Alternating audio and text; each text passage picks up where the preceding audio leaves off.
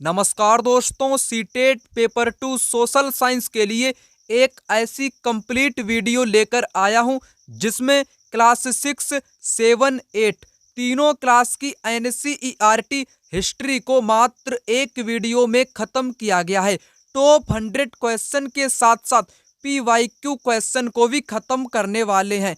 अगर आपने इस वीडियो को पूरी ईमानदारी के साथ देख लिया, आपके सीटेट की परीक्षा में इतिहास यानी कि हिस्ट्री का कैसा भी क्वेश्चन एग्जाम में पूछ लिया जाए, आप उस क्वेश्चन को यहां पर कर लोगे, क्योंकि कंप्लीट निचोड़ एनसीईआरटी हिस्ट्री का आपको यहां पर कराने वाला हूं। यह वीडियो आपके एग्जाम के लिए बेहद इंपॉर्टेंट रहेगी। चलिए यहां पर शुरू करते हैं। पहला क्वेश्चन, भूराजस्व के कौन से समझौते में राजाओं और तालुकदारों को जमींदारों के रूप में मान्यता दी गई? रैयतवारी समझौता, महलवारी समझौता, स्थायी समझौता, पट्टीदारी समझौता। यहाँ पर इस क्वेश्चन का राइट आंसर हो जाएगा स्थायी समझौता। स्थायी समझौते में जो भूराजस्व की दर वसूलने का काम दिया गया था वो जमींदारों को दिया गया था और तालुकदारों को यहाँ पर दिया गया था, इसलिए राइट आंसर यहाँ पर हो जाएगा स्थायी बंदोबस्त। स्थायी बंदोबस्त जो था ये 1793 में लागू किया गया था लॉर्ड कॉर्नवालिस के द्वारा। किसके द्वारा लागू इसको किया गया था? कॉर्नवालिस के द्वारा 1793 में लागू किया गया था बिहार, बंगाल, उड़ीसा में। कहाँ पर इसको लागू किया गया था? बिहार, बंगाल और उड़ीसा वाले क्षेत्र में स्थायी बंदोबस्त को 1793 में लागू किया गया था। इसमें भूराजस्व वसूलने की जिम्मेदारी तालुकदारों को जमींदारों के रूप में दी गई थी। इस क्वेश्चन से 3 से 4 क्वेश्चन एग्जाम में अक्सर पूछे जाते हैं। चलिए आपको यहाँ पर अच्छे ढंग से समझा देता हूँ। इस क्वेश्चन का राइट आंसर मैंने आपको बताया स्थायी समझौता हो जाएगा। अगर एग्जाम में पूछ लिया जाए रैयतवारी समझौता, इसमें कर किनसे वसूला जाता था? इसमें सीधे तौर पर किसानों से यानी कि रैयत से कर वसूला जाता था। ये किस क्षेत्र में लागू किया गया था? ये दक्षिण भारत में लागू की गई व्यवस्था थी। कहाँ पर? दक्षिण भारत में रैयतवारी व्यवस्था को रीड मुनरो ने लागू किया था। रीड और मुनरो ने लागू किया था, जिसमें सीधे तौर पर किसानों से ही भूराजस्व वसूला जाता था। ठीक है। महलवारी बंदोबस्त की अगर मैं बात करूं, यह जो समझौता था ये 1822 में लागू हुआ था। इसको किसने लागू किया था? होल्ट मैकेंजी ने। किसने? होल्ट मैकेंजी ने 1822 में इस व्यवस्था को लागू किया था। इसमें भूराजस्व वसूलने की जिम्मेदारी गांव के प्रधान को दी गई थी। किसको? गांव के प्रधान या गांव के मुखिया को दी गई थी। एग्जाम में अक्सर क्वेश्चन पूछा जाता है। पिछले 2-3 सालों से लगातार एग्जाम में क्वेश्चन महलवारी समझौता से पूछा गया है। यहाँ पर गांव के प्रधान को जिम्मेदारी दी गई है या गांव के मुखिया को जिम्मेदारी दी गई है भूराजस्व वसूलने की, जिसको होल्ट मैकेंजी ने यहाँ पर लागू किया था। मैंने आपको यहाँ पर तीनों प्रकार की व्यवस्थाओं यानी कि समझौते के बारे में आपको यहाँ पर बता दिया। राइट आंसर स्थायी समझौता हो जाएगा, जिसमें जमींदारों को मान्यता भूराजस्व वसूलने के रूप में दी गई थी। रैयतवारी में सीधे किसानों को ही दी गई थी। महलवारी में गांव के प्रधान अथवा मुखिया को दी गई थी। बस आपको यहाँ पर इतना ही समझना था। यहाँ पर क्वेश्चन नंबर 2, कन्नौज पर लंबे समय तक त्रिपक्षीय संघर्ष किन 3 राजवंशों के बीच में चला? गुर्जर प्रतिहार, पाल और चोल, राष्ट्रकूट, चोल और पाल। गुर्जर प्रतिहार, राष्ट्रकूट और चोल। पाल, राष्ट्रकूट और गुर्जर प्रतिहार। यह क्वेश्चन एग्जाम के लिए इम्पोर्टेंट है। त्रिपक्षीय संघर्ष जो था ये कन्नौज पर कब्जा करने के लिए चला था 3 राजवंशों के बीच में। इस क्वेश्चन का राइट आंसर यहाँ पर आपका हो जाएगा, क्या होगा? यहाँ पर राइट आंसर क्या होगा? यहाँ पर हो जाएगा पाल, राष्ट्रकूट और गुर्जर प्रतिहार। यहाँ पर डी ऑप्शन इस क्वेश्चन का राइट आंसर हो जाएगा। चलिए आगे बढ़ते हैं। आगे यहाँ पर है क्वेश्चन नंबर 3, सुधारकों का आंदोलनों के साथ मिलान कीजिए। यहाँ पर आपको करना क्या है? मिलान करना है। घासीदास, पेरियार, डेरोजियो, अंबेडकर। चलिए आपको यहाँ पर मिलान करके बता देता हूँ। आत्मसम्मान आंदोलन को किसने शुरू किया था? पेरियार ईवी रामास्वामी पेरियार ने आत्मसम्मान आंदोलन यानी कि स्वाभिमान आंदोलन की स्थापना की थी? गुरु घासीदास ने सतनामी आंदोलन चलाया था। गुरु घासीदास ने छत्तीसगढ़ वाले क्षेत्र में सतनामी आंदोलन को चलाया था। अंबेडकर ने मंदिर प्रवेश आंदोलन की अगुवाई की थी। मंदिर प्रवेश आंदोलन किसने चलाया था? अंबेडकर साहब ने चलाया था। डेरोजियो यंग बंगाल आंदोलन, ठीक है ना। तो इस प्रकार से इस क्वेश्चन का यहाँ पर मिलान हो जाएगा। डी का चौथा यहाँ पर भी है और आपका यहाँ पर भी है। पहला वाला किसके साथ है? थर्ड के साथ है। पहला वाला किसके साथ है? थर्ड के साथ है। इसलिए राइट आंसर यहाँ पर ऑप्शन नंबर इस क्वेश्चन का बी वाला यहाँ पर हो जाएगा। क्वेश्चन नंबर 4, बौद्ध धर्म में बोधिसत्व थे वे लोग जिन्होंने निर्वाण प्राप्त किया। बुद्ध की प्रतिमाएं, चीनी बौद्ध तीर्थ यात्री, बौद्ध विद्वान। इस क्वेश्चन का राइट आंसर होगा पहला ऑप्शन। वे लोग जिन्होंने निर्वाण प्राप्त कर लिया था वो बोधिसत्व थे। निर्वाण का मतलब है यहाँ पर आत्मज्ञान, यानी कि जिनको यहाँ पर ज्ञान की प्राप्ति हो चुकी थी वो बोधिसत्व लोग थे। एक बात आपको यहाँ पर बताना चाहूँगा जो अक्सर 3 से 4 बार बौद्ध धर्म के बारे में एग्जाम में आप लोगों से पूछी गई है, महायान के बारे में। महायान आपका बौद्ध धर्म में जुड़ गया था। महायान आने से बोधिसत्व भी आए थे, क्योंकि बोधिसत्व को यहाँ पर ज्ञान की प्राप्ति हो चुकी थी और महायान आने से बुद्ध की प्रतिमाएं बनाई जाने लगी। बुद्ध की प्रतिमाएं बनाई जाने लगी थी, ठीक है ना। इतना आपको मैंने बता दिया जो कि महत्वपूर्ण है एग्जाम के लिए। राइट आंसर पहला ऑप्शन यहाँ पर हो जाएगा। यहाँ पर क्वेश्चन नंबर 5, लगभग 2000 साल पहले वाराणसी एक जहां श्रेणी थे प्रसिद्ध शिल्प केंद्र था। कहने का मतलब है 2000 वर्ष पहले वाराणसी एक प्रसिद्ध शिल्प केंद्र था जहां श्रेणी थे। जहां पर श्रेणी क्या थे? धातु के सिक्के जिन पर आकृतियां बनाई जाती थी, या बौद्ध मठ, शिल्पकारों और व्यापारियों के संग, कृषि उत्पादन के लिए प्रयुक्त लोहे के हलों के फाल। इस क्वेश्चन का राइट आंसर यहाँ पर होगा शिल्पकारों और व्यापारियों के संघ को क्या बोला जाता था? श्रेणी बोला जाता था, जो कि 2000 वर्ष पहले वाराणसी में प्रसिद्ध शिल्प केंद्र के लिए प्रसिद्ध थे। श्रेणी श्रेणी क्या थे? शिल्पकार और व्यापारियों का संघ श्रेणी कहलाता था, जो कि वाराणसी में ये लोग प्रसिद्ध थे शिल्प केंद्र के रूप में। चलिए आगे बढ़ते हैं। आगे यहाँ पर क्वेश्चन है आपका 6, ऋग्वेद के विषय में निम्नलिखित 3 कथनों पर विचार कीजिए और सही उत्तर का चयन कीजिए। यह 3500 वर्ष पूर्व लिखा गया था। इसकी रचना प्राकृत में की गई थी। इसमें 1000 से ज़्यादा प्रार्थनाएं हैं। चलिए आपको यहाँ पर बताता हूँ ऋग्वेद के बारे में। ऋग्वेद जो है ना, ये 3500 वर्ष पूर्व में लिखा गया था। ये बिल्कुल एक्यूरेट यानी कि बिल्कुल सही जानकारी नहीं है, जबकि ये लगभग में है। कैसी जानकारी है? यहाँ पर ये लगभग में जानकारी है। इसकी रचना प्राकृत में बिल्कुल नहीं हुई थी, बल्कि संस्कृत में हुई थी। ऋग्वेद की रचना, चारों वेदों की रचना किस भाषा में हुई थी? संस्कृत में भाषा में हुई थी। इसमें 1000 से ज़्यादा प्रार्थनाएं अथवा सूक्त हैं। ये बात यहाँ पर सही कही गई है। तो राइट आंसर यहाँ पर आपका क्या होगा? सिर्फ और सिर्फ सी सही है, ए और बी गलत हैं। राइट आंसर आपका पहला ऑप्शन इस क्वेश्चन का यहाँ पर हो जाएगा। बाकी सभी यहाँ पर आपके गलत हो जाएंगे। पहला वाला यहाँ पर सही हो जाएगा। यहाँ पर क्वेश्चन नंबर 7, स्त्री पुरुष तुलना नामक पुस्तक की रचना निम्नलिखित में से किस सुधारक द्वारा की गई थी? वीरेशलिंगम पुंतलू, ताराबाई शिंदे, ईवी रामास्वामी नायकर, जिनको पेरियार के नाम से भी जानते हैं, पंडिता रमाबाई। इस क्वेश्चन का राइट आंसर होगा Tarabai Shinde.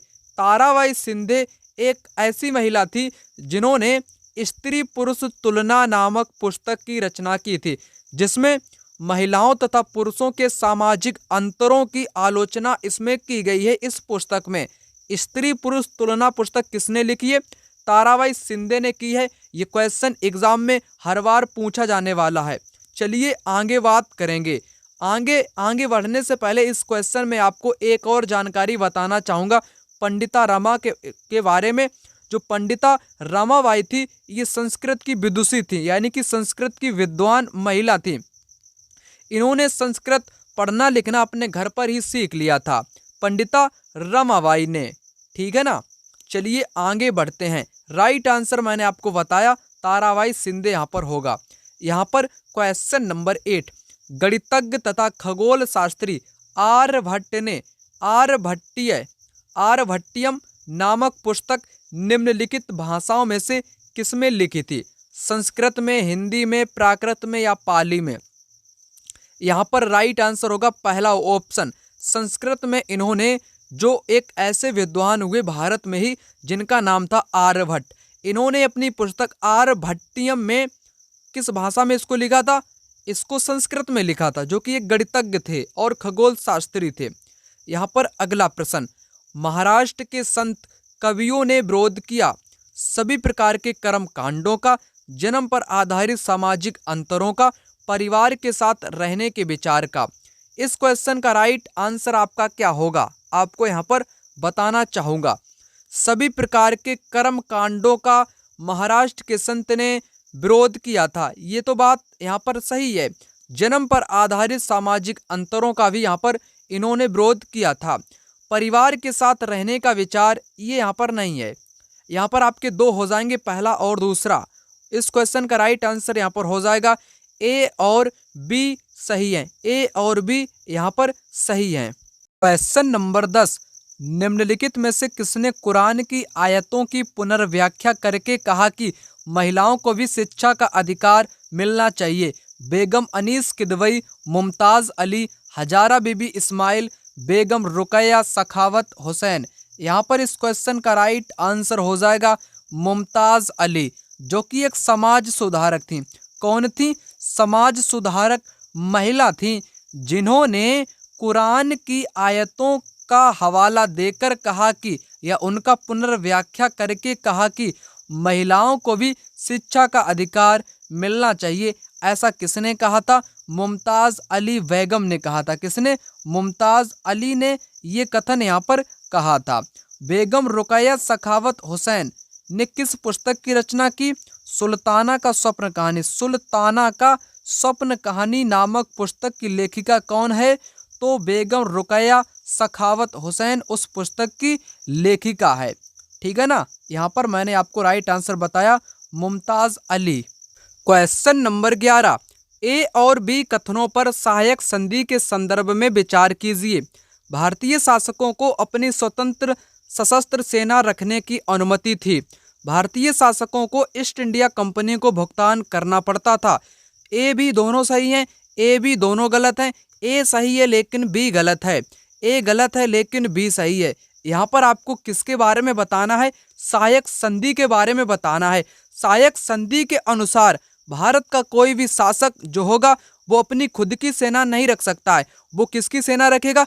East India company की सेना रखेगा। इसलिए पहला वाला यहाँ पर गलत हो जाएगा, क्योंकि इसमें कहा गया है भारतीय शासकों को अपनी स्वतंत्र सेना रखने की अनुमति थी। स्वतंत्र सेना रखने की अनुमति नहीं थी। भारतीय शासकों को ईस्ट इंडिया कंपनी को भुगतान करना पड़ता था, बिल्कुल करना पड़ता था। राइट आंसर यहाँ पर होगा ए गलत है और बी सही है। ए गलत लेकिन बी सही है। राइट आंसर 4 ऑप्शन इस क्वेश्चन का हो जाएगा। यहाँ पर मैं आपको बताना चाहूँगा, यहाँ पर आपको मैंने बताया सहायक संधि के बारे में। अब आपको यहाँ पर बताऊँगा सर्वोच्चता के बारे में। सर्वोच्चता के नीति जो है ना, यहाँ से भी एग्जाम में 1-2 क्वेश्चन हर बार आपको देखने को मिलते हैं। सर्वोच्चता की नीति क्या है? ठीक है ना। 19वीं सदी की शुरुआत से कंपनी क्षेत्रीय विस्तार की आक्रामक नीति पर चल रही थी। लॉर्ड हेस्टिंग्स के नेतृत्व में सर्वोच्चता की एक नई नीति शुरू की गई। कंपनी का दावा था कि उसकी सत्ता सर्वोच्च है, इसलिए वह भारतीय राज्यों से ऊपर है। अपने हितों की रक्षा के लिए वह भारतीय रियासतों का अधिग्रहण करने या उनको अधिग्रहण की धमकी देने का अधिकार अपने पास मानती थी। यह सोच के बाद में ही अंग्रेज़ों ने नीतियों में दिखाई देती है, यानी कि यह सोच जो है ना, ये अंग्रेज़ों की नीतियों में दिखाई पड़ती है। तो इन लाइनों से एग्जाम में सर्वोच्चता की नीति वाला क्वेश्चन इसी वर्ष के पिछले महीने में पूछा गया था सीटेट की परीक्षा में। यहाँ पर आपको बताऊंगा विलय नीति के बारे में। यहाँ पर 2-3 नीति थी, जैसे सर्वोच्च नीति मैंने आपको बताई, अब आपको बताऊंगा विलय नीति। एक आपकी सहायक संधि मैंने आपको बताई दिया।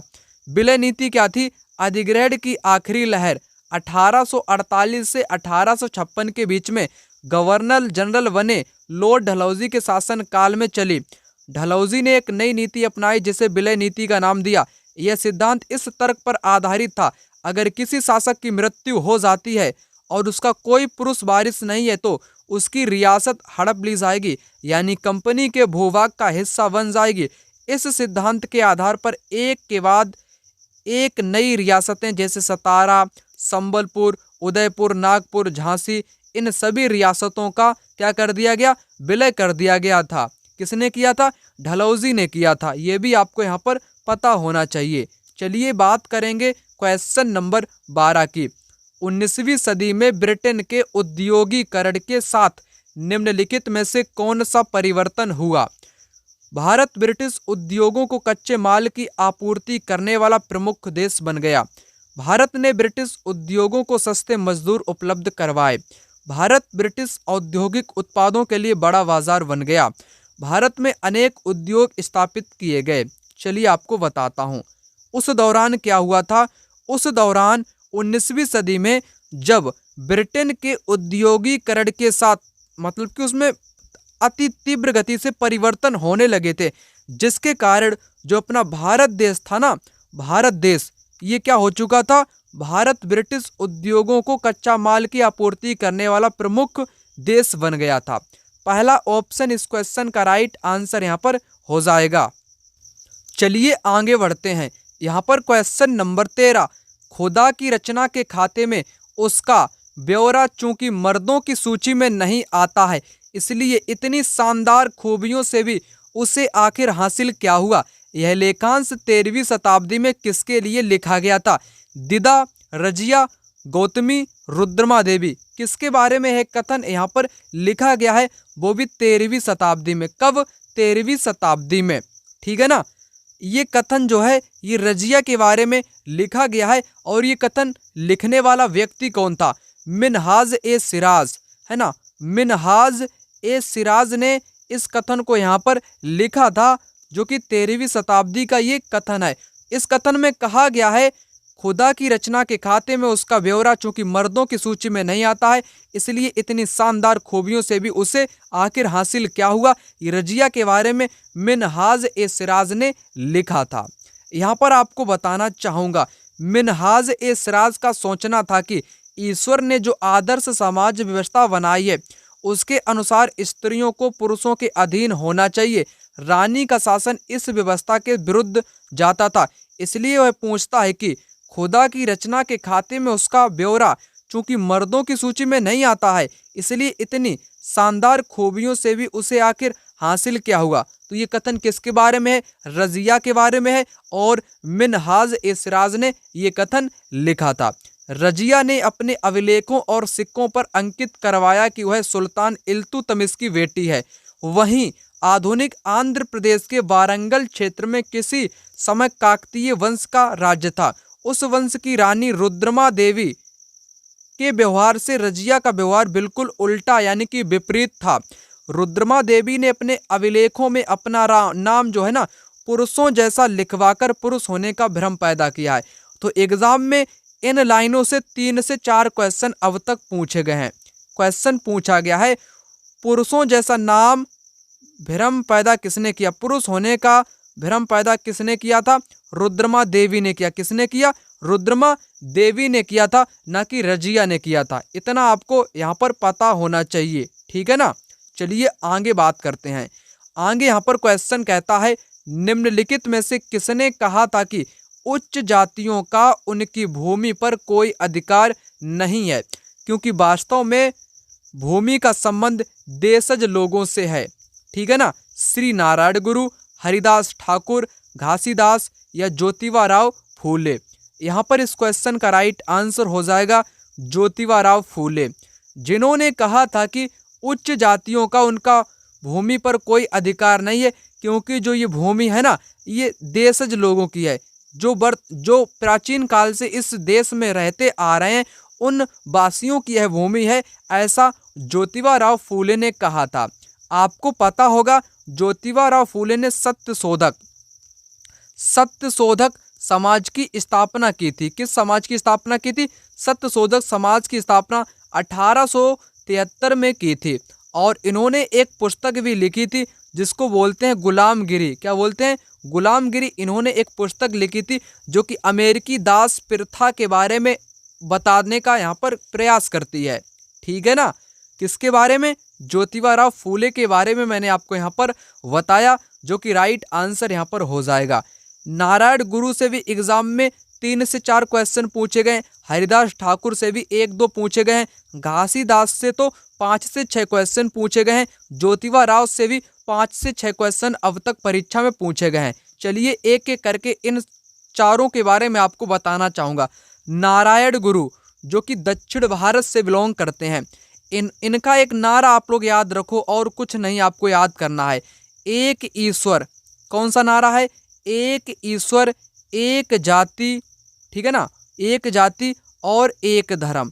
ये नारा किसने दिया है? ये नारा नारायण गुरु ने दिया है। हरिदास ठाकुर की मैं बात करूं तो मतुआ आंदोलन को बंगाल से जो नेतृत्व कर रहे थे वो थे हरिदास ठाकुर। घासीदास ने सतनामी आंदोलन चलाया था। कौन सा आंदोलन? सतनामी आंदोलन को चलाया था। वहीं ज्योतिबा फूले के बारे में मैंने आपको सारी जानकारियां बताई ही दी। राइट आंसर डी ऑप्शन हो जाएगा। यहाँ पर क्वेश्चन नंबर 5, 1929 में बाल विवाह निषेध अधिनियम पारित किया गया। इस अधिनियम के अनुसार पुरुष तथा महिला के लिए शादी की न्यूनतम आयु क्रमशः कितनी रखी गई? कितनी रखी गई न्यूनतम आयु? कब के अनुसार? 1929 बाल विवाह निषेध के अनुसार पुरुष और महिला की 18 और 16, 21, 18, 17, 15, 20, 18। राइट आंसर यहाँ पर हो जाएगा ऑप्शन नंबर इस क्वेश्चन का पहला वाला। पहला ऑप्शन जो है यहाँ पर वो यहाँ पर आपका राइट आंसर हो जाएगा। ठीक है ना? पुरुष की उम्र यहाँ पर 18 वर्ष रखी गई थी बाल विवाह निषेध के बाद में, और महिला के लिए यहाँ पर 16 वर्ष रखी गई थी। तो इस क्वेश्चन का राइट आंसर यहाँ पर पहला वाला ऑप्शन हो जाएगा। चलिए आगे बढ़ते हैं। मैंने आपको पहला वाला ऑप्शन यहाँ पर बता दिया। ठीक है ना? यहाँ पर क्वेश्चन नंबर 16, विनय पिटक ग्रंथ निम्नलिखित में से किससे संबंधित है? संस्कृत व्याकरण से, महावीर के उपदेश से, जरस्तुत के विचार से, या बौद्ध संघ के नियम से?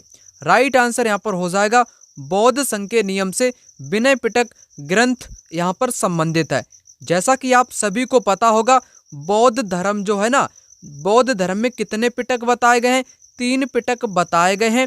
एक विनय पिटक बताया गया। कौन सा? विनय पिटक बताया गया है, जिसको यहाँ पर उसी से संबंधित क्वेश्चन था। एक है यहाँ पर सुत्त पिटक, विनय पिटक, शुद्ध पिटक और अभिधम्म पिटक। ठीक है ना? अभिधम्म पिटक, ये 3 पिटक या 3 टोकरियों के नाम से इनको जाना जाता है। विनय पिटक में नियम कायदे कानून बताए गए हैं बौद्ध धर्म के बारे में। सुत्त पिटक में बुद्ध की शिक्षाएं। बुद्ध की शिक्षाएं किस में है? सुत्त पिटक में। अभिधम्म पिटक जो है ना, इसमें क्या है? इसमें बौद्ध धर्म की व्याख्याएं हैं, सिद्धांत, ये सब कुछ यहाँ पर बताए गए हैं। राइट आंसर बौद्ध संघ के नियम जो कि विनय पिटक ग्रंथ में शामिल किए गए हैं। यहाँ पर क्वेश्चन नंबर 17, जातीय समानता को प्रचारित करने के लिए निम्नलिखित में से किसने सत्यशोधक समाज की स्थापना की? घासीदास, हरिदास, नारायण गुरु, ज्योतिबा फूले। राइट आंसर होगा ज्योतिबा फूले, जिन्होंने सत्यशोधक समाज की स्थापना 1873 में की थी। कब की थी? 1873 में ज्योतिबा फूले ने सत्यशोधक समाज की स्थापना की थी। यहाँ पर क्वेश्चन नंबर 18, 12वीं शताब्दी के मध्य कर्नाटक में प्रारंभ हुए वीर शैव आंदोलन के संदर्भ में निम्नलिखित कथनों में से कौन एक सही है? यह सभी प्रकार के कर्म कांडों का विरोधी था, परंतु मूर्ति पूजा को बढ़ावा दिया। इसने जाति और नारी के प्रति व्यवहार के बारे में ब्राह्मणवादी विचारधारा के विरुद्ध तर्क दिया। यह नामदेव और उनके साथियों द्वारा शुरू किया गया था। इसने विट्ठल की पूजा पर बल दिया था। राइट आंसर यहाँ पर वीरशैव आंदोलन के बारे में आपसे यहाँ पर पूछा है। वीरशैव जो आंदोलन है ये 12वीं शताब्दी के मध्य में, ठीक है ना, 12वीं शताब्दी के मध्य में, यानी कि यह आंदोलन 1150 के लगभग में वीरशैव जो कि कर्नाटक में इस आंदोलन को यहाँ पर शुरू किया गया था। किस लिए इसको शुरू किया गया था? इसका उद्देश्य, मेन मकसद जो था वो था, इसने जाति और नारी के प्रति व्यवहार के बारे में ब्राह्मणवादी विचारधारा का विरुद्ध यहाँ पर तर्क दिया था। राइट आंसर सेकंड विकल्प यहाँ पर हो जाएगा। यहाँ पर अगला प्रश्न, देश का उनके उपनिवेश के साथ मिलान कीजिएगा। उपनिवेश के साथ यहाँ पर मिलान कीजिएगा, ठीक है ना। यहाँ पर एक तरफ देश दिए गए हैं और उनके उपनिवेश दिए गए, जहाँ पर इन देशों ने कब्जा अपना जमाए रखा था, उन देशों के साथ आपको मिलान करना है। आप सभी को पता होगा फ्रांस के बारे में। किसके बारे में? फ्रांस के बारे में, पुर्तगाल के बारे में। पुर्तगाल के बारे में आप सभी लोग जानते हो, इन्होंने ब्राज़ील को भी नहीं छोड़ा था, ब्राज़ील को भी अपना उपनिवेश यहाँ पर बनाए रखा था, ठीक है ना। बी का यहाँ पर चौथा किन ऑप्शन में है? बी का चौथा आपके यहाँ पर सेकंड ऑप्शन में दिया गया है, इसलिए राइट आंसर इस क्वेश्चन का सेकंड वाला हो जाएगा। आपको पता होगा फ्रांस जो उपनिवेश देश है ना, सेंट डोमिंगो का, ठीक है ना। और स्पेन की अगर मैं बात करूं तो ये वेनेजुएला का है। वहीं इंग्लैंड जमैका। इस प्रकार से इस क्वेश्चन का यहाँ पर मिलान सफल तरीके से हो जाएगा। वीडियो को अभी तक लाइक नहीं किया है, वीडियो को जाकर के फटाक से लाइक कर दो, कमेंट बॉक्स में कमेंट कर दो। यह वीडियो अभी लगातार चलने वाली है, अपना धैर्य यहाँ पर जारी रखिएगा, है ना।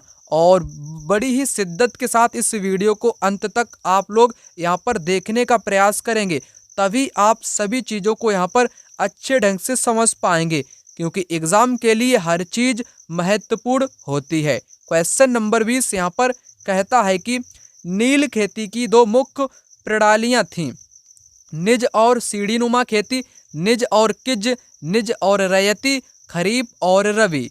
राइट आंसर यहाँ पर होगा निज और रैयती। निज और रैयती नील खेती की दो मुख्य प्रणालियाँ थीं ब्रिटिश इंडिया के दौरान, यानी कि औपनिवेशिक भारत के दौरान। निज का मतलब होता है खुद व्यक्ति कर ले, है ना, खुद व्यक्ति कर ले। रैयती का मतलब था किसान से, है ना, किसान से था। यहाँ पर मैं आपको बताना चाहूँगा नील की खेती कैसे होती थी। नील की खेती दो मुख्य तरीके थे, निज और रैयती। निज खेती की व्यवस्था में बागान मालिक खुद अपनी जमीन में नील का उत्पादन करते थे, या तो वह जमीन खरीद लेते थे या दूसरे जमींदारों से जमीन भाड़े पर ले लेते थे। मजदूरों को काम पर लगाकर नील की खेती करवाते थे। ये थी निज खेती। रैयत, जिसमें सिर्फ और सिर्फ किसान ही नील का उत्पादन करे, वो थी रैयती व्यवस्था। तो नील दो प्रकार से की जाती थी, निज और रैयती, ठीक है ना। यहीं से एग्जाम में क्वेश्चन भी पूछा गया है। चलिए यहाँ पर आगे बढ़ते हैं। आगे यहाँ पर है क्वेश्चन नंबर 21। 21 नंबर का क्वेश्चन यहाँ पर कहता है चाणक्य के अनेक विचार एक पुस्तक में लिखे गए हैं जिसे जाना जाता है अर्थशास्त्र, यजुर्वेद, अथर्ववेद या धर्मशास्त्र। राइट आंसर यहाँ पर आपका हो जाएगा अर्थशास्त्र। अर्थशास्त्र जो पुस्तक है ना, ये चाणक्य, जिनको विष्णुगुप्त के नाम से भी जानते हैं, कौटिल्य के नाम से भी जानते हैं, जिन्होंने मौर्य साम्राज्य की स्थापना करने में चंद्रगुप्त मौर्य की सबसे अहम भूमिका के रूप में मदद की थी। चाणक्य ने, जिन्होंने अर्थशास्त्र पुस्तक की यहाँ पर रचना की थी, ठीक है ना। जिसका संबंध किससे है? अर्थशास्त्र का संबंध किससे है? राजनीति से है। किससे है? इसका संबंध राजनीति से, अर्थशास्त्र पुस्तक का। चलिए आगे बढ़ते हैं। आगे यहाँ पर क्वेश्चन है 22।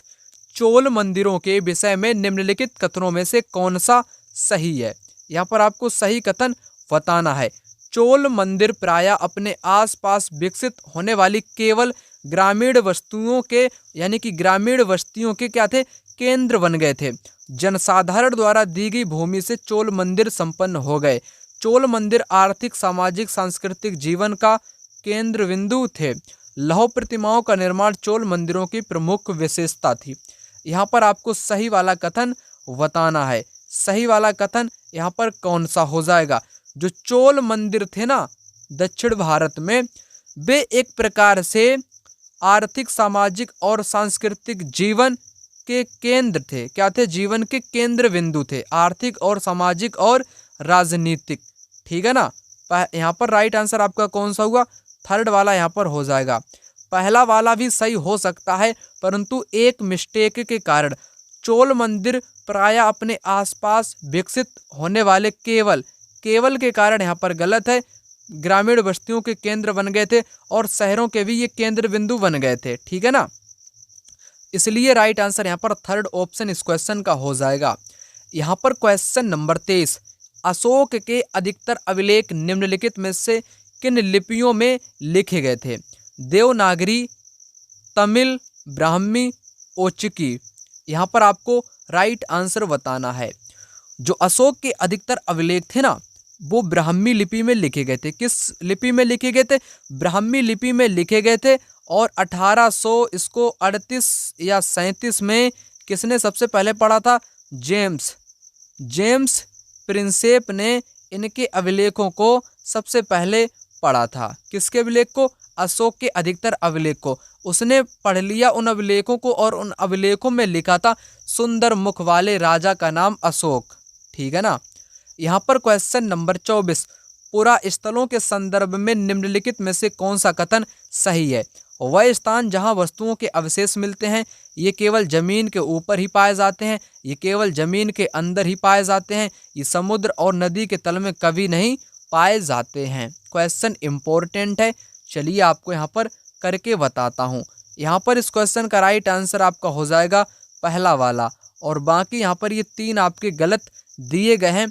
पुरा स्थल के बारे में, पुरा स्थल उस स्थान को कहते हैं जहाँ पर किसी भी प्रकार की वस्तुओं के अवशेष मिलते हैं। पहला इसलिए राइट है और ये 3 इसलिए गलत हैं। यहाँ पर थोड़ा ही कन्फ्यूज़न आप लोग समझोगे। चलिए आपको समझा देता हूँ, सारा का सारा कन्फ्यूज़न आपका यहाँ पर दूर कर देता हूँ। ये जो पुरा स्थल होते हैं ना, ये ज़मीन के ऊपर भी पाए जाते हैं, केवल के कारण गलत है। ये ज़मीन के ऊपर भी पाए जाते हैं, ज़मीन के अंदर भी पाए जाते हैं, और ये नदी और समुद्र तल में भी पाए जाते हैं। यहाँ पर लिखा है कभी नहीं पाए जाते हैं, इसलिए गलत है। ये केवल थोड़ी ना, ये तो सभी जगह पर पाए जाते हैं।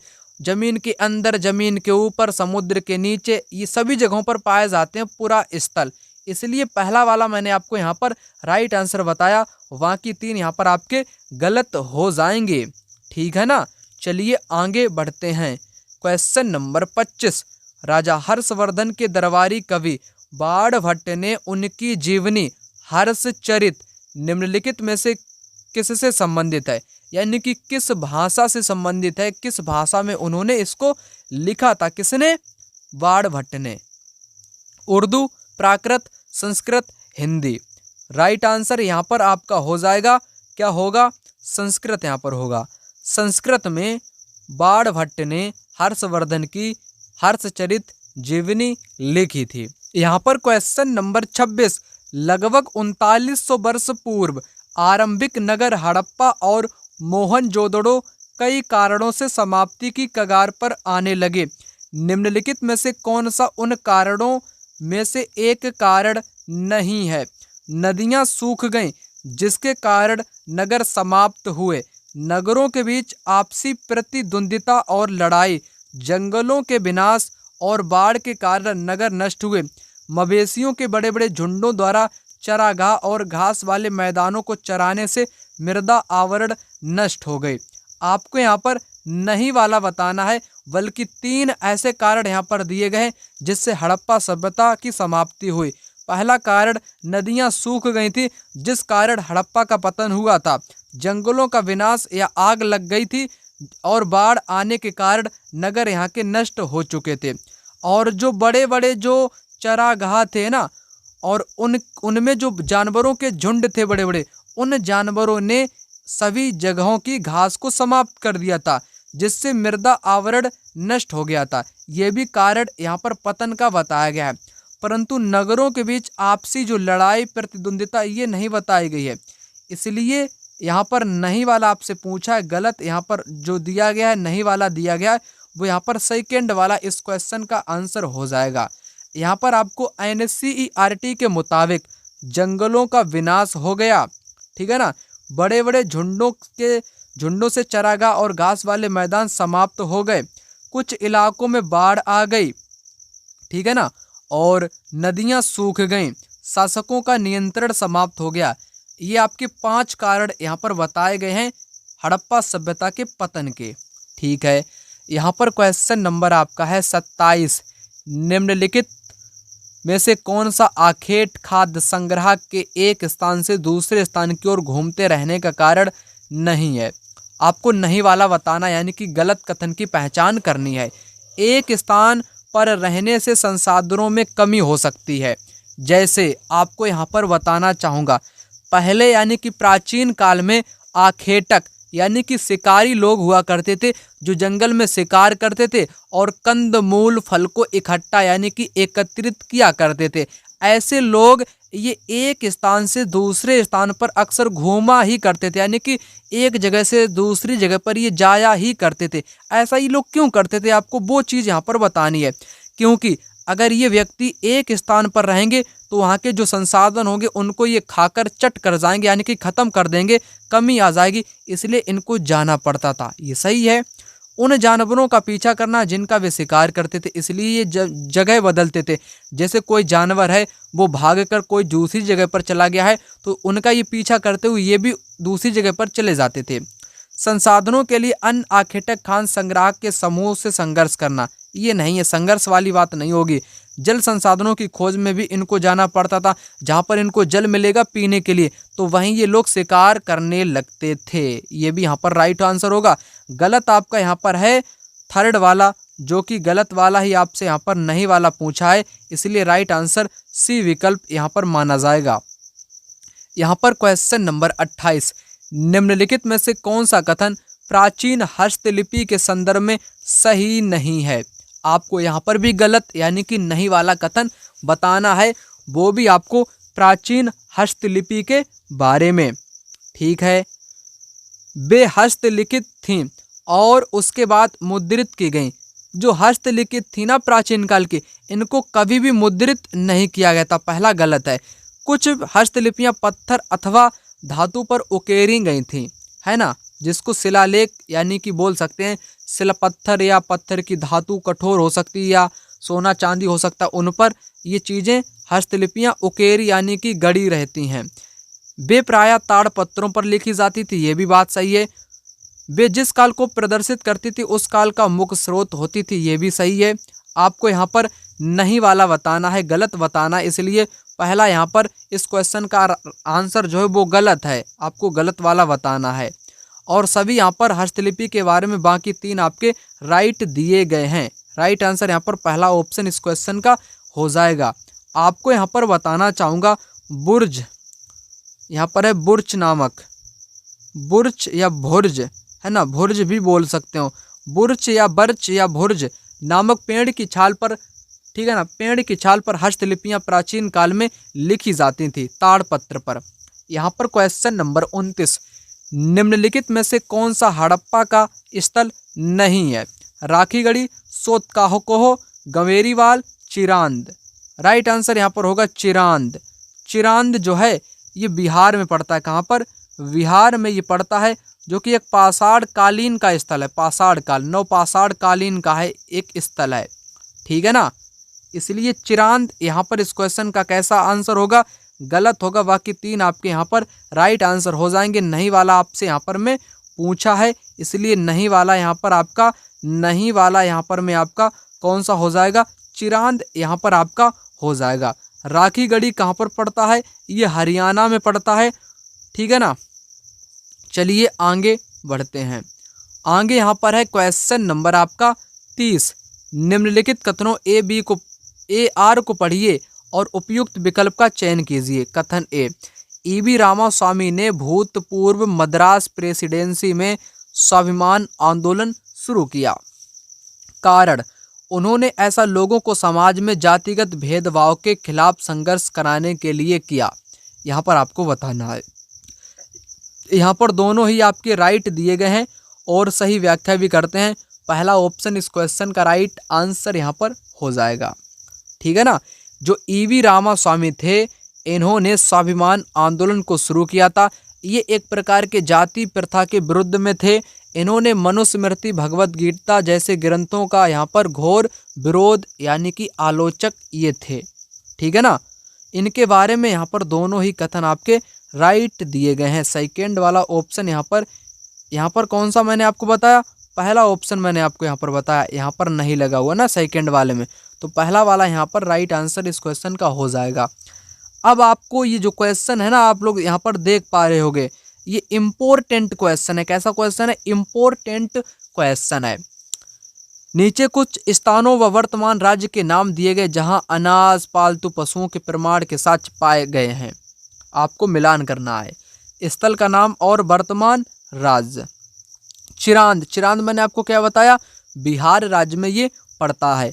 हालुर, हालुर ये जो हल्लुर है ना, ये आंध्र प्रदेश में पड़ता है। यहाँ पर ये बुर्जहोम लिखा है, ना कि बरजाहम। बुर्जहोम यहाँ पर ये कश्मीर में पड़ता है। कोल्डी हवा ये उत्तर प्रदेश में, कहाँ पर?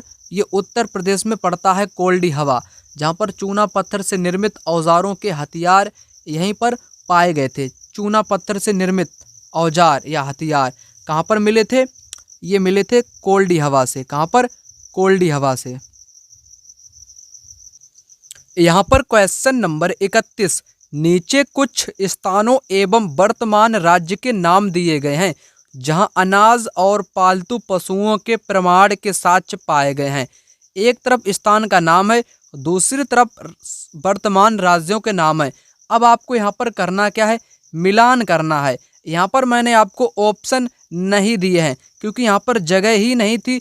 अगर मैं आपको ऑप्शन यहाँ पर दे देता तो आप यहाँ पर क्या करते, आपका टाइम व्यर्थ होता। टाइम को बचाने के लिए मैंने यहाँ पर ऑप्शन नहीं रखे। चलिए, यह क्वेश्चन जो है ना, ये बहुत इम्पोर्टेंट है। कैसा क्वेश्चन है? इम्पोर्टेंट यह क्वेश्चन है। इसको आपको यहाँ पर करवाता हूँ। चिरांद, जो चिरांद है ना, ये कहाँ का पूरा स्थल है? ये बिहार का है। कहाँ का है? ये बिहार का एक प्रकार का पूरा स्थल है। क्या है? बिहार का पूरा स्थल है। यहाँ पर ये हल्लुर लिखा है, हालुर, ठीक है ना, ये आंध्र प्रदेश में। कहाँ पर? आंध्र प्रदेश में। ये बरजाहम नहीं, ये बुर्जहोम लिखा है। बुर्जहोम जो है ना, ये कश्मीर में है। कहाँ पर है? ये कश्मीर में है। कोल्डी हवा ये उत्तर प्रदेश में है। अब आपको यहाँ पर एक एक करके चीज़ें बता देता हूँ। हालुर आंध्र प्रदेश में है। बुर्जहोम कहाँ पर है? कश्मीर में है। बुर्जहोम में लोग कहाँ पर रहते हैं? गर्त में रहते हैं, गड्ढों में निवास करते हैं बुर्जहोम के लोग पहले, यानी कि बुर्जहोम क्या है? एक प्रकार का पूरा स्थल है। कोल्डी हवा क्या है? कोल्डी हवा उत्तर प्रदेश में है। कोल्डी हवा उत्तर प्रदेश में है। कोल्डी हवा में ही किसके अवशेष मिले थे? यहाँ पर में अनाज के दाने, जहाँ गेहूँ जौ जैसे, यहाँ पर भी उत्तर प्रदेश में ही कोल्डी हवा में ही क्या मिले थे? यहाँ पर अनाज के अवशेष पाए गए थे। चिरांद का मिलान यहाँ पर बिहार के साथ हो जाएगा इस प्रकार से। चलिए आगे बढ़ते हैं।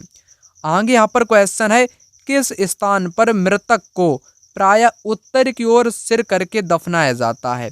उत्तर की ओर सिर करके। इनाम गांव में, मेहरगढ़ में, बुर्जहोम में, भीमबेटका में। राइट आंसर यहाँ पर होगा इनाम गांव। आपको इनाम गांव के बारे में यहाँ पर बताना चाहूँगा, जहाँ से अक्सर 2 से 3 क्वेश्चन पूछे जाते हैं। वो 2 से 3 क्वेश्चन यहीं पर आपके पक्के करा देता हूँ। चलिए बताता हूँ। इनाम गांव जो है ना, ये कैसा गांव है? ये एक प्रकार का पूरा स्थल है। कैसा है? एक प्रकार का ये पूरा स्थल है इनाम गांव। यहाँ पर में किस चीज़ के अवशेष प्राप्त हुए हैं? यहाँ पर मृतक को दफनाने के अवशेष प्राप्त हुए हैं। ये है आखिर कहाँ? ये है पुणे में, महाराष्ट्र के पुणे में है। और ये भीमा की एक सहायक नदी है। भीमा की सहायक नदी है, जिसका नाम क्या है? जिसका नाम है घोड़, है ना। घोड़ के किनारे है। घोड़ के यह इनाम गांव किनारे है, जहाँ पर में मृतक को जमीन में गाड़ा जाता था, यानी कि दफनाया जाता था। उनका सिर उत्तर की ओर करके, किस ओर? उत्तर की ओर करके दफनाया जाता था। ये मैंने आपको बताया इनाम गांव के बारे में जानकारी। पहला ऑप्शन इस क्वेश्चन का राइट आंसर यहाँ पर हो जाएगा। मेहरगढ़ जो है ना, ये पाकिस्तान के पास बोलन दर्रे के पास समीप में पड़ता है। बुर्ज होम कश्मीर में पड़ता है, जहाँ पर लोगों के गर्त में रहने के निवास के प्रमाण पत्र नहीं, प्रमाण के साक्ष्य मिले हैं। ठीक है ना। भीमबेटका कहाँ पर है? मध्य प्रदेश में भीमबेटका है, जहाँ पर शैल चित्रकला के अवशेष प्राप्त हुए हैं। यहाँ पर क्वेश्चन नंबर 32, ऋग्वेद मूल रूप से निम्नलिखित में से किस भाषा में रची गई थी? पाली, संस्कृत, प्राकृत या ब्राह्मी? आप सभी को ज्ञात होगा ऋग्वेद जो है ना, ये आखिर संस्कृत में ही लिखी गई थी। चलिए आगे बढ़ते हैं। आगे यहाँ पर क्वेश्चन है, उत्तराधिकार की सहदायात प्रथा का अर्थ? पसंदीदा पुत्र को अपने पिता की संपत्ति विरासत में मिलना, ज्येष्ठ पुत्र अपने पिता की संपत्ति विरासत में मिलना, सभी पुत्रों व पुत्रियों के बीच विरासत का विभाजन, सभी पुत्रों के बीच विरासत का विभाजन। एक बात आपको बताना चाहूँ, जो मुगल काल चलता था ना, दिल्ली सल्तनत या मुगल काल में उत्तराधिकार की सहदायात प्रथा चलती थी। कौन सी प्रथा चलती थी? सहदायात प्रथा चलती थी। इस प्रथा के अनुसार सभी पुत्रों के बीच विरासत का विभाजन कर दिया जाता था। ज्येष्ठाधिकार में क्या होता है? ज्येष्ठ पुत्र को ही अधिकार प्राप्त होता था उत्तराधिकार का, परंतु दिल्ली सल्तनत व मुगल काल में उत्तराधिकार की जगह पर ज्येष्ठाधिकार की जगह पर सहदायात प्रथा चलाई गई थी। सहदायात प्रथा का मतलब होता है सभी पुत्रों के बीच में विरासत का विभाजन कर देना। क्वेश्चन नंबर 34, सबसे पुरानी पांडुलिपियों पर लिखी गई थी? पत्थर, कागज, ताड़पत्र या किसी पर भी नहीं? तो ये सबसे पहली यानी कि प्राचीन काल की जो पांडुलिपियां थी वो ताड़पत्र पर लिखी गई थी, बर्च नामक पेड़ की छाल पर। किस छाल पर? भुर्ज नामक पेड़ की छाल पर ये लिखी गई थी।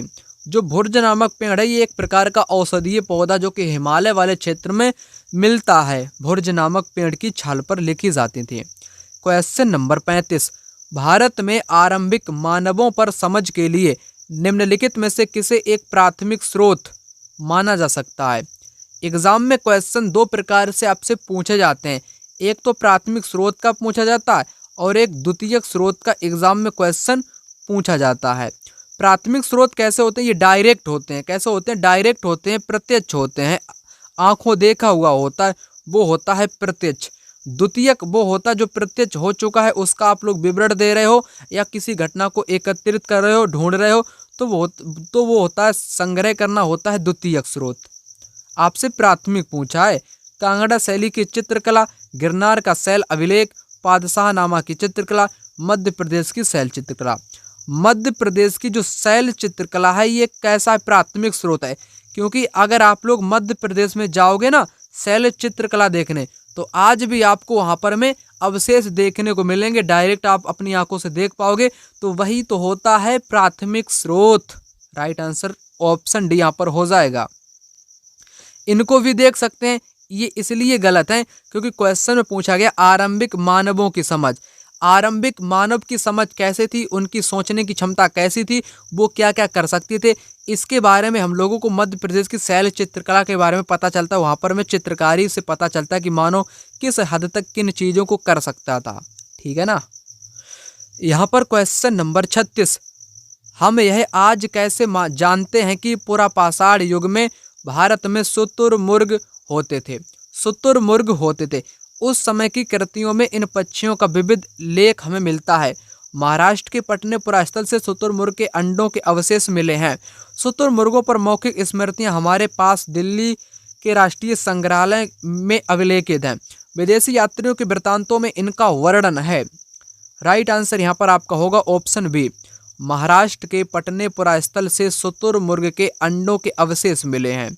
राइट आंसर आपका यहाँ पर ऑप्शन नंबर बी इस क्वेश्चन का हो जाएगा, जो कि पुरापाषाण युग में भी भारत में शुतुरमुर्ग होते हैं। हम लोग कैसे जानते हैं? क्योंकि महाराष्ट्र के पटने पुरास्थल से अंडों के छिलके के अवशेष प्राप्त हुए हैं। क्वेश्चन नंबर यहाँ पर 37, मनुष्य ने कुछ क्षेत्रों में लगभग 8000 वर्ष पहले गांव में रहना आरंभ किया था। निम्नलिखित में से वे क्षेत्र कौन से थे? नर्मदा का क्षेत्र, सुलेमान किरथर पहाड़ियों का क्षेत्र, गंगा यमुना द्वाब का क्षेत्र, दक्कन तथा कोंकण का क्षेत्र। राइट आंसर आपको यहाँ पर बताना है, सुलेमान और किरथर की पहाड़ियों में 8,000 वर्ष पहले लोगों ने रहना प्रारंभ कर दिया था। ये सुलेमान किरतर की पहाड़ियाँ वर्तमान में पाकिस्तान में पड़ती हैं। कहाँ पर? पाकिस्तान में पड़ती हैं। देखो, नर्मदा, यहाँ से भी क्वेश्चन पूछा गया, सुलेमान से भी 2-3 क्वेश्चन पूछे, गंगा यमुना दोआब से भी पूछे गए हैं। इनको आपको यहाँ पर बता दूंगा जिससे कि कोई दिक्कत आपको यहाँ पर में नहीं होगी। राइट आंसर यहाँ पर सुलेमान और किरथर की पहाड़ियाँ हो जाएंगी। यहाँ पर सबसे पहले आपको बताऊंगा सुलेमान और किरथर की पहाड़ियों के बारे में। किसके बारे में? सुलेमान और किरथर की पहाड़ियों के बारे में आपको यहाँ पर सबसे पहले बताना चाहूँगा। इसी क्षेत्र में कुछ ऐसे स्थान हैं जहाँ लगभग 8,000 वर्ष पहले स्त्री पुरुषों ने सबसे पहले गेहूँ तथा जौ जैसी फसलों को उपजाना आरंभ कर दिया था। एक नई बात आपको यहाँ पर मैं समझ में आई होगी। 8,000 वर्ष पहले स्त्री तथा पुरुष ने सबसे पहले गेहूं जौ फसल यहीं पर उपजाई थी। और इसी वर्ष इसी स्टेटमेंट से क्वेश्चन भी पिछले महीने में जो सीटेट का एग्ज़ाम हुआ था ना, उसी परीक्षा में ये क्वेश्चन डायरेक्ट पूछा गया है। ठीक है ना, आप देख लेना क्वेश्चन पेपर में। उन्होंने भेड़ बकरी गाय बैल जैसे पशुओं को पालना या पालतू बनाना यहाँ पर शुरू कर दिया था। तो इतनी बात आपको यहाँ पर याद रखनी पड़ेगी। 8,000 साल पहले लोगों ने गेहूं जो फसलों को उपजाया था और वो रहने लगे थे। क्वेश्चन में क्या है? 8,000 पहले गांव में रहना आरंभ किया था सुलेमान और किरथर की पहाड़ियों में। अब बात मैं बताऊंगा आपको यहाँ पर किसके बारे में? गारो तथा मध्य भारत की विंध्य पहाड़ियों के बारे में। यहाँ पर कुछ अन्य ऐसे क्षेत्र थे जहाँ कृषि का विकास हुआ। क्वेश्चन एग्जाम में पूछा गया है, यहाँ पर मिलान वाला भी पूछा गया है। तो कृषि का विकास कहाँ पर में हुआ? गारो तथा मध्य भारत की विंध्य पहाड़ियों में हुआ है, जहाँ पर सबसे पहले चावल उपजाया गया। चावल सबसे पहले विंध्य की पहाड़ियों में उपजाया गया था। वे स्थान विंध्य के उत्तर में स्थित थे। अब आगे नर्मदा नदी के बारे में यहाँ पर महत्वपूर्ण जानकारी है। कई लाख वर्ष पहले लोग इसी नदी के तट पर रह रहे हैं। यहाँ रहने वाले आरंभिक लोगों में से कुछ कुशल संग्राहक थे जो आसपास के जंगलों की विशाल संपदा से परिचित थे। अपने भोजन के लिए वे जड़ों, फलों तथा जंगल से अन्य उत्पादों का यहीं से संग्रह किया करते थे। वे जानवरों का आखेट यानी कि शिकार भी किया करते थे। नर्मदा घाटी के ये लोग, ठीक है ना, कितने वर्ष पहले रहते थे? 8 लाख वर्ष पहले। आइए आगे बढ़ते हैं। आगे बढ़ने से पहले आपको यहाँ पर बताना चाहूँगा सिंधु नदी के बारे में। किसके बारे में? सिंधु नदी के बारे में। ऊपर के कथन आपको पढ़कर बताता हूँ। सहायक नदियाँ जो एक बड़ी नदी में मिल जाती हैं उनको सहायक नदियाँ बोलते हैं। लगभग 4700 वर्ष पहले इन्हीं नदियों के किनारे कुछ आरंभिक नगर फूले फले।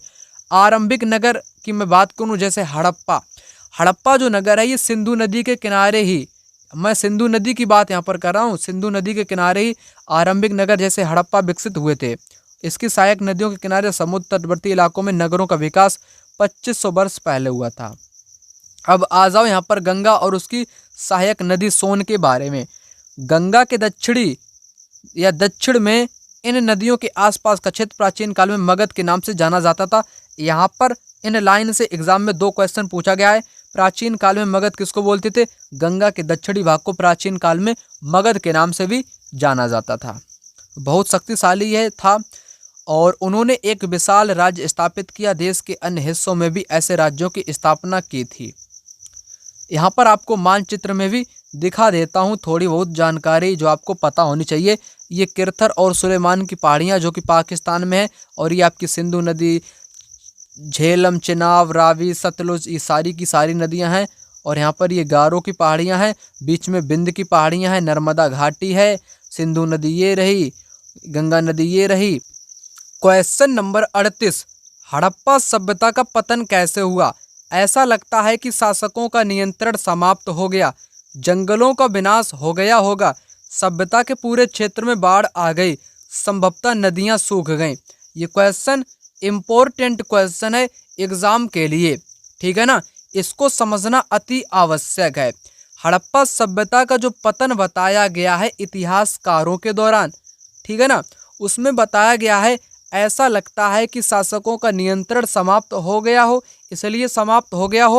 इसलिए हड़प्पा सभ्यता का ही पतन हो गया। जंगलों का विनाश हो गया होगा, ये भी कारण बताया गया है। सभ्यता के पूरे क्षेत्र में बाढ़ आ गई, ऐसा कारण नहीं बताया गया है। पूरे क्षेत्र की बात नहीं करी गई है, बल्कि कुछ इलाकों में ही ऐसा हो सकता है, कुछ इलाकों में ही बाढ़ आ सकती है, परंतु पूरे क्षेत्र में बाढ़ नहीं आ सकती है, ऐसा नहीं बताया गया है। संभवतः नदियां सूख गई थी, ये भी बताया गया है।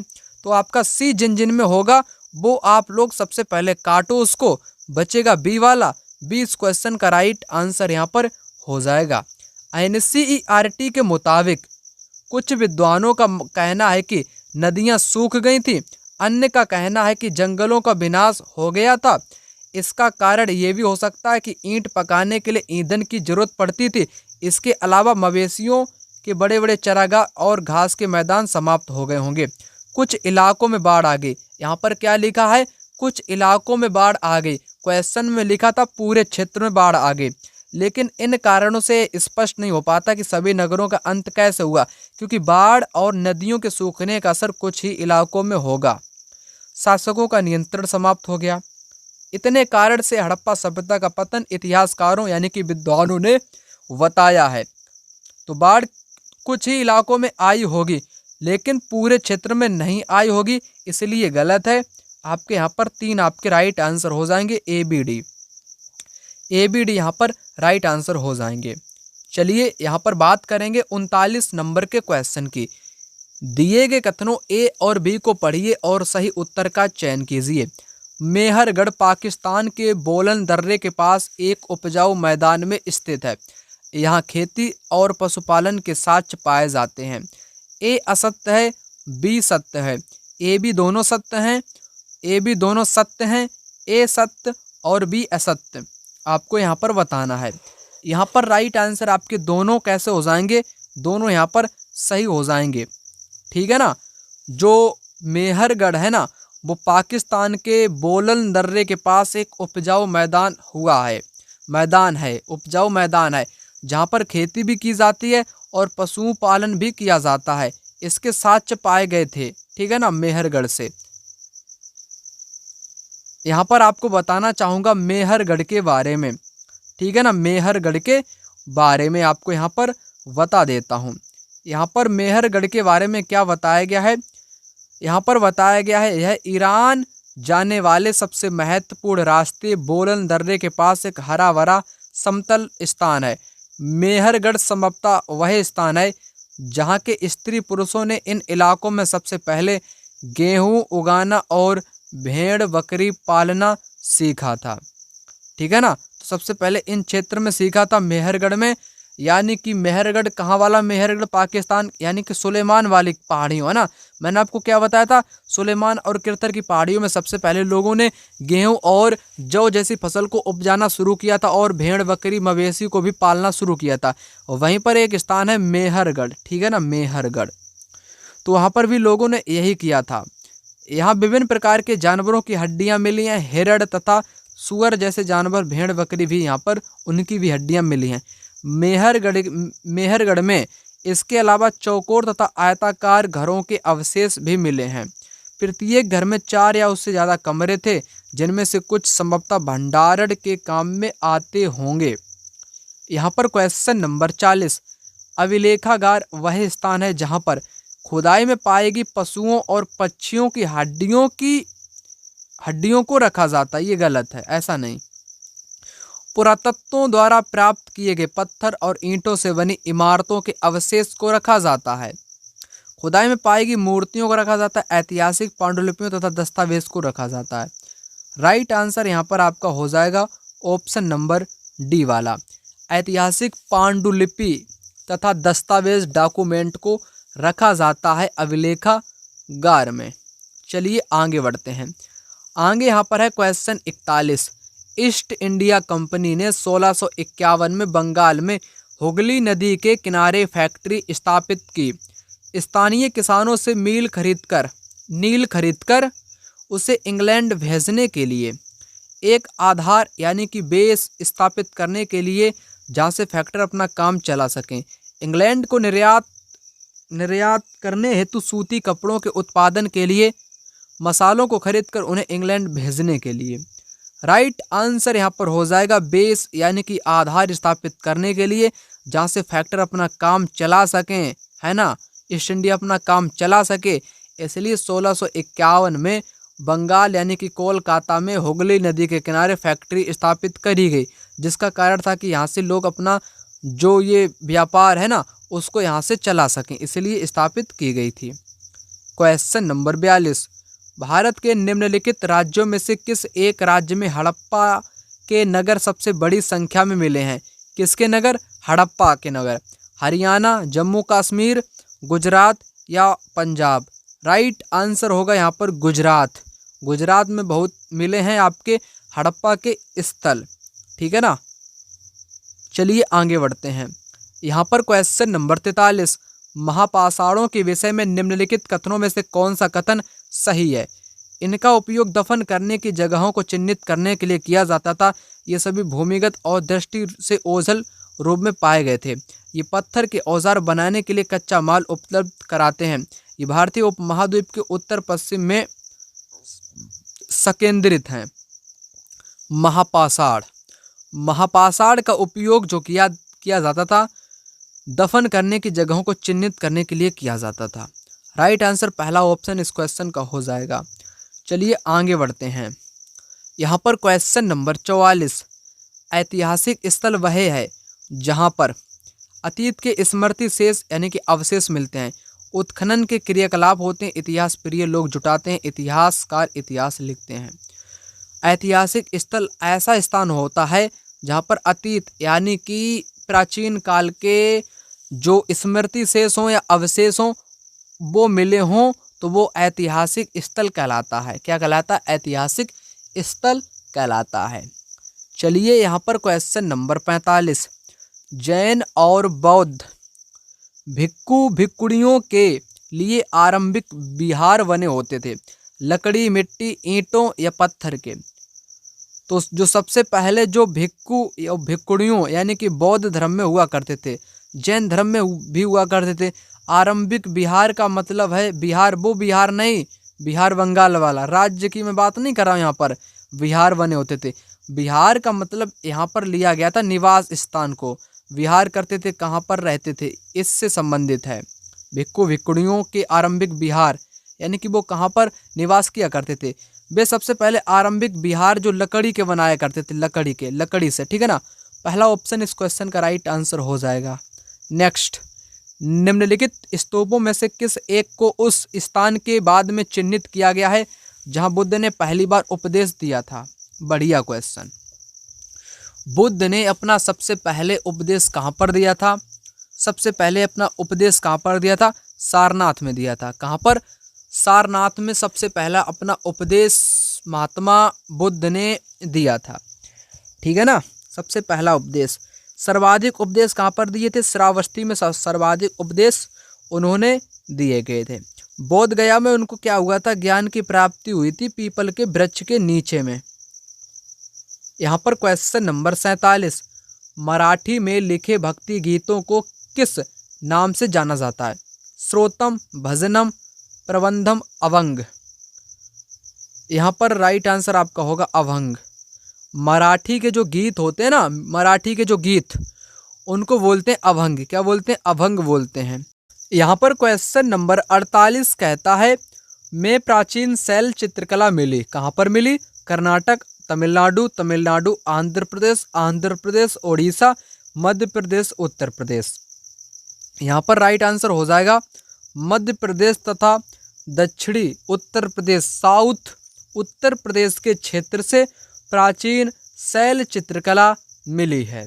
चलिए आपको बताता हूँ ये शैल चित्रकला। यहाँ पर एक शैल चित्र का चित्र यहाँ पर बना करके दिखाया गया है। ये क्या है? यहाँ पर ये बारहसिंगा है ना, एक प्रकार से दौड़ रहा है और पीछे से शिकारी शायद इसको यहाँ पर शिकार करने के उद्देश्य से इसका पीछा करता हुआ यहाँ पर दिखाया गया है। आपके अनुसार ये चित्र क्या दर्शाता है? आप लोग कमेंट बॉक्स में यहाँ पर इसको बता सकते हो। जिन गुफाओं में लोग रहते थे उनमें से कुछ की दीवारों पर चित्र मिले हैं। इनमें कुछ सुंदर उदाहरण मध्य प्रदेश और दक्षिणी उत्तर प्रदेश की गुफाओं से मिले हैं। जिसमें जंगली जानवरों का बड़ी कुशलता से सजीव चित्रण यहाँ पर दिखाया गया है। तो शैल चित्रकला कहाँ से प्राप्त हुई है? मध्य प्रदेश और दक्षिणी उत्तर प्रदेश से। क्वेश्चन नंबर 49, चोल साम्राज्य में सभा का सदस्य बनने के लिए निम्नलिखित में से कौन सी शर्त नहीं थी? शासक के जीवनी लेखन से उन्हें भूमि का स्वामी होना चाहिए जहां भूराजस्व वसूला जाता था। उनकी उम्र 25 से 70 के बीच में होनी चाहिए। उनके पास अपना घर होना चाहिए। उन्हें वेद का ज्ञान होना चाहिए। आपको यहाँ पर बताना है। तो सदस्य बनने के लिए शासक के जीवनी लेखन की भी जरूरत थी। भूराजस्व भी वसूला जाता हो वो भी होना चाहिए। उनके पास अपना घर भी होना चाहिए और वेदों का ज्ञान भी होना चाहिए। तो ऐसे व्यक्ति को चोल साम्राज्य में सभा का सदस्य बनाया जाता था। परंतु उम्र की मैं बात करूं, उम्र कितनी निर्धारित की गई थी? 35 से 70 के बीच में निर्धारित की गई थी। यहाँ पर 25 से 70 लिखा है, इसलिए गलत है। 35 से 70 होनी चाहिए। कितनी? 35 से 70 होनी चाहिए। नेक्स्ट, सूफी मत के अनुसार खानकाहों से अभिप्राय है। खानकाहों से अभिप्राय है नाम का गुणगान करना, नीति कथाओं पर चर्चा करना, वे स्थान जहाँ सूफी संत बैठकों का आयोजन करते थे, एक विशेष प्रकार का गाना। यहाँ पर राइट आंसर होगा ऑप्शन नंबर 3, वे स्थान जहाँ सूफी संत बैठकों का आयोजन करते थे। राइट आंसर आपका हो जाएगा। उसको बोलते थे खानकाह। क्या बोलते थे? खानकाह बोलते थे। एक क्वेश्चन पूछा जाता है, मकबरा को क्या बोलते हैं? सूफी मत में मकबरा या मकबरे को क्या बोलते हैं? मकबरे को बोलते हैं दरगाह। क्या बोलते हैं? मकबरे को बोलते हैं दरगाह। और ईदगाह किसको बोलते हैं? ईदगाह ये बोलते हैं प्रार्थना वाले स्थल को, जहाँ पर सूफी संत प्रार्थनाएं किया करते हैं, उस स्थल को क्या बोलते हैं? उस स्थल को बोलते हैं ईदगाह बोलते हैं उस स्थल को। ठीक है, राइट आंसर यहाँ पर हो जाएगा 3rd विकल्प। क्वेश्चन नंबर 51, कुछ आरंभिक हिंदू मंदिरों में एक हॉल होता था जहाँ लोग इकट्ठा हो सकते थे। इस स्थान को कहा जाता था प्रदक्षिण पथ, मंडप, ग्राम भोजक, गर्भगृह। राइट आंसर यहाँ पर आपका क्या होगा? यहाँ पर राइट आंसर होगा मंडप। जो आरंभिक हिंदू मंदिर थे ना, उसमें मंडपों का भी निर्माण किया जाता था। मंडप जो थे ना, ये एक प्रकार का सभागार थे। क्या थे? एक प्रकार का ये सभागार हुआ करते थे, जहाँ पर एक साथ बहुत सारे लोग एकत्रित हो सकते थे, जहाँ पर लोग इकट्ठा हो सकते थे। एक प्रकार का हॉल था, मंदिरों में हॉल था, उसको मंडप के नाम से जाना जाता था। नेक्स्ट, गुलामगिरी नामक पुस्तक इनमें से किसने लिखी थी? नारायण गुरु, अंबेडकर, रामास्वामी पेरियार, ज्योतिबा राव फूले। राइट आंसर यहाँ पर हो जाएगा ज्योतिबा राव फूले। 1873 में सत्यशोधक समाज की स्थापना की, गुलामगिरी पुस्तक लिखी, चाबुक पुस्तक लिखी। नेक्स्ट क्वेश्चन, सुल्ताना का स्वप्न नामक कहानी की लेखिका इनमें से कौन थी? रास सुंदरी, पंडिता रमाबाई, रुकैया सखावत हुसैन, मुमताज अली। राइट, आगे यहाँ पर क्वेश्चन है, 19वीं सदी में ईसाई मिशनरियों ने भारत में क्रिश्चियन शिक्षा को क्यों लागू करना चाहा? सम्भ्रात वर्ग को शिक्षित करने के लिए, लोगों के नैतिक चरित्र को सुधारने के लिए, जन सामान्य को शिक्षित करने के लिए, भारतीयों को कंपनी सरकार के प्रति वफादार बनाने के लिए। राइट आंसर इस क्वेश्चन का होगा लोगों के नैतिक चरित्र को सुधारने के लिए 19वीं सदी में ईसाई मिशनरियों ने भारत में क्रिश्चियन शिक्षा को लागू करना चाहा। तो ये जो ईसाई लोग थे ना, एक प्रकार से इन्होंने भारतीय लोगों के साथ गंदा काम यहाँ पर किया था। ठीक है ना, बहुत गंदा काम किया था। इन्होंने क्या करने के लिए शिक्षा को लागू किया? क्रिश्चियन शिक्षा को लागू किया। लोगों के नैतिक चरित्र, क्या भारत के लोग कैरेक्टरलेस थे? इनका चरित्र बिगड़ा हुआ था, खुद इनका ही चरित्र बिगड़ा हुआ था। इन ईसाई लोगों का ही चरित्र यहाँ पर बिगड़ा हुआ था, जो कि यूरोप से आने वाले लोग, इन सभी का चरित्र यहाँ पर बिगड़ा हुआ था। और ये उल्टा चोर कोतवाल को डांटते हुए यहाँ पर दिखाई पड़ते हैं, यानी कि भारत को ही कैरेक्टरलेस यहाँ पर बताते हुए दिखाई पड़ते हैं। उनका ही चरित्र सुधारने की यहाँ पर बात करते हैं, जो कि एकदम विपरीत बात यहाँ पर है ना। परंतु क्या कहूँ, NCERT में ऐसा ही बताया गया है। उसी के अकॉर्डिंग यहाँ पर ये जो लोग थे क्रिश्चियन शिक्षा को लागू किया, क्योंकि लोगों का नैतिक चरित्र सुधारने के लिए। ठीक है ना।